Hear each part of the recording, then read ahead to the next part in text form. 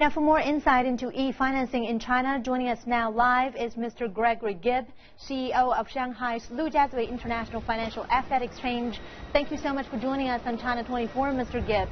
So we understand that internet finance products have seen so much growth so quickly in China over the past few years. Compared to other parts of the world, how do you assess the e-financing performance in China? Well, I think China has been growing much more quickly simply because of the fundamental needs in the market. So on the one hand, you have a lot of individuals and SMEs who are looking for new sources of finance. On the other hand, you have a lot of people in China on the investment side who are looking for new forms of higher return and new forms of liquidity to invest. So there's very strong demand on both sides of the equation, and the internet is able to tie it together at a national level pretty quickly. Now, Mr. Gibb, the sudden development of internet financing has forced mainstream banks to fight back with tighter controls and also stricter transfer policies. Now, with this frenzy, this recent frenzy among Chinese consumers on e-financing, do you think that's going to work out among Chinese consumers? Well, I think that what the Chinese consumer has experienced over the last couple of months is really a new way of doing things. That is offering an easier way of financing, of investing. It is offering better returns. It is offering higher liquidity. And I think that expectation is now in the market.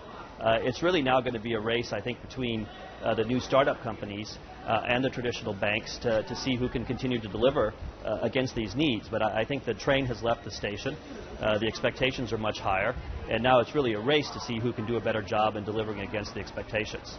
And now we have some voices from some economists saying that some internet finance products, such as Yuebao, are actually exploiting the loopholes in China's financial supervision system. Now, what do you suggest the government should do to tighten that supervision, but at the same time, not limit their growth pace?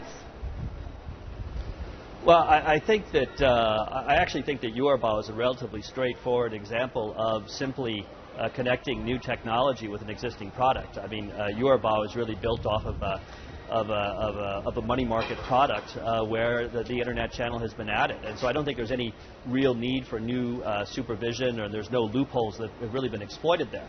But I think if you look more broadly across internet finance, there are some risks in the system. And I think what's important now is that the regulators are recognizing that internet finance is here to stay.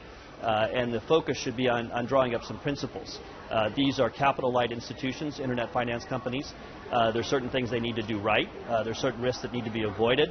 And there shouldn't be duration mismatching and this sort of thing being done on these platforms. But I think that if those principles can be set, it's actually very helpful for healthy development of the industry overall. All right. Thank you so much, Mr. Gibb, for your insight on this.